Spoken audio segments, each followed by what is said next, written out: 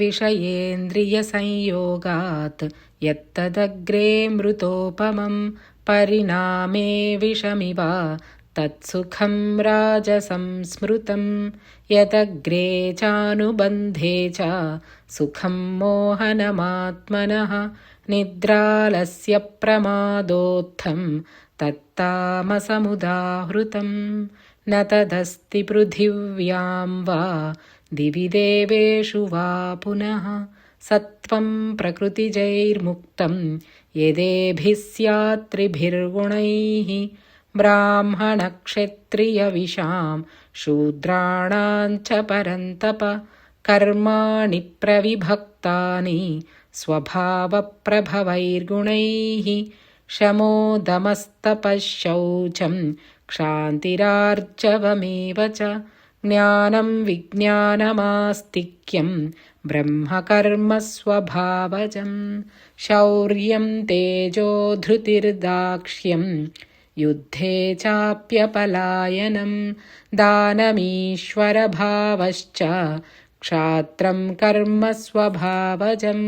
कृषिगौरक्ष्यवाणिज्यं वैश्यकर्म स्वभावजं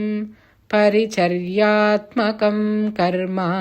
शूद्रस्यापि स्वभावजं स्वे स्वे कर्मण्यभिरतः संसिद्धिं लभते नरः स्वकर्मनिरतः सिद्धिं यथा विन्दति तच्छृणु यतः प्रवृत्तिर्भूतानां येन सर्वमिदं ततं स्वकर्मणा तमभ्यर्च्य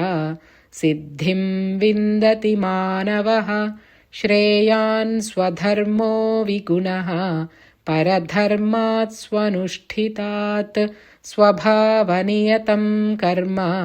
कुर्वन्नाप्नोति किल्बिषम् सहजं कर्म कौन्तेय सदोषमपि न त्यजेत् सर्वारम्भा हि दोषेण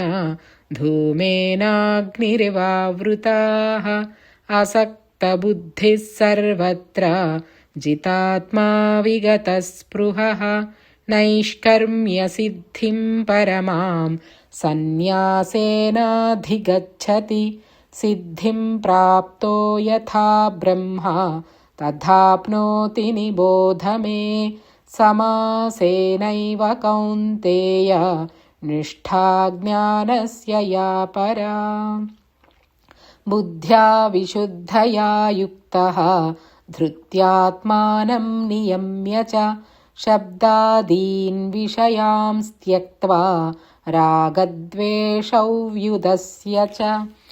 विविक्तसेवी लघ्वाशी यतवाक्कायमानसः ध्यानयोगपरो नित्यं वैराग्यं समुपाश्रितः अहङ्कारं बलं दर्पं कामं क्रोधं परिग्रहं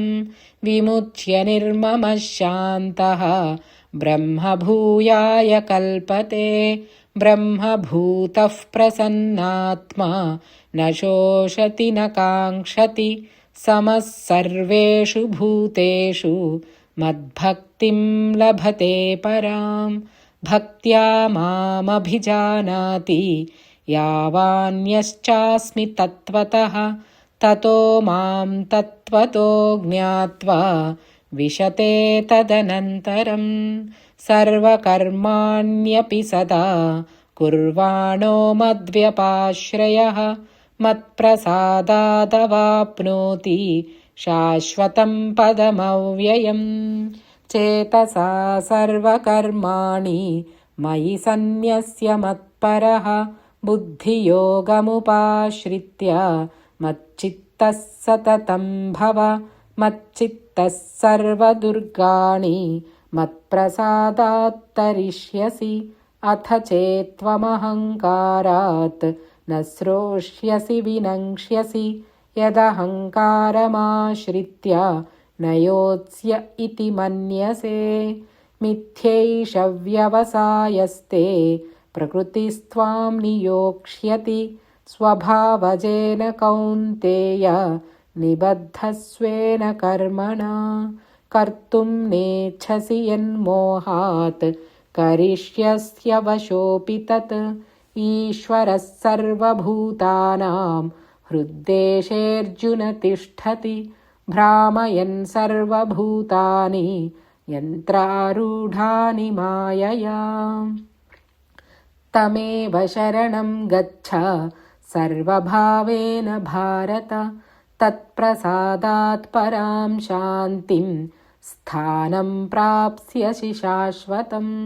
इति ते ज्ञानमाख्यातं गुह्याद्गुह्यतरं मया विमृश्येतदशेषेण यथेच्छसि तथा कुरु सर्वगुह्यतमं भूयः शृणु मे परमं वचः इष्टोऽसि मे दृढमिति ततो वक्ष्यामि ते हितं मन्मना भव मद्भक्तः मद्याजी मां नमस्कुरु मामे वैष्यसि सत्यं ते प्रतिजाने प्रियोऽसि मे सर्वधर्मान् परित्यज्य मामेकं शरणं व्रज अहं त्वा सर्वपापेभ्यः मोक्षयिष्यामि मा शुचः इदं ते न तपस्काय न भक्ताय कदाचन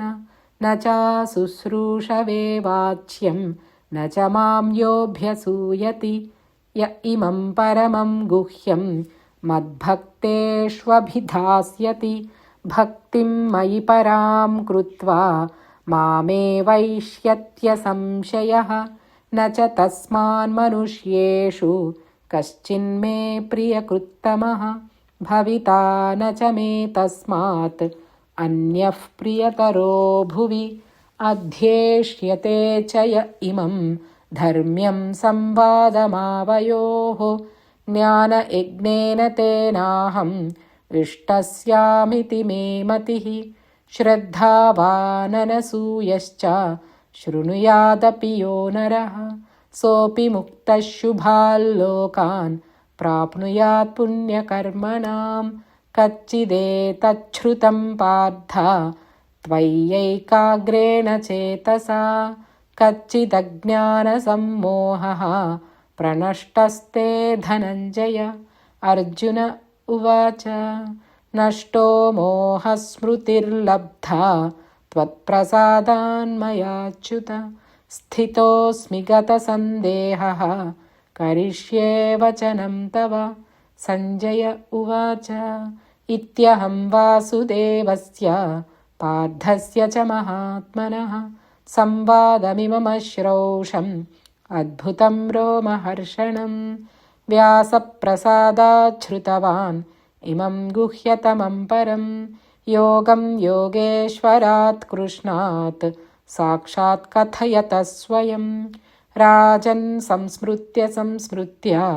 संवादमिममद्भुतं केशवार्जुनयोः पुण्यं हृष्यामि च मुहुर्मुहुः तच्च संस्मृत्य रूपमत्यद्भुतं हरेः विस्मयो मे महान् राजन् हृष्यामि च पुनः पुनः यत्र योगेश्वरः कृष्णः यत्र पार्थो धनुर्धरः तत्र श्रीर्विजयो भूतिः ध्रुवा नीतिर्मतिर्मम ॐ तत्सदिति श्रीमन्महाभारते शतसाहस्रिकायां संहितायां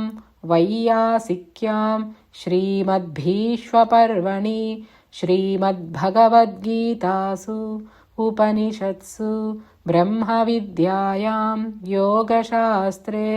श्रीकृष्णार्जुनसंवादे मोक्षसंन्यासयोगो नाम 18 श्रीकृष्णार्पणमस्तु। ॐ तत्सत्।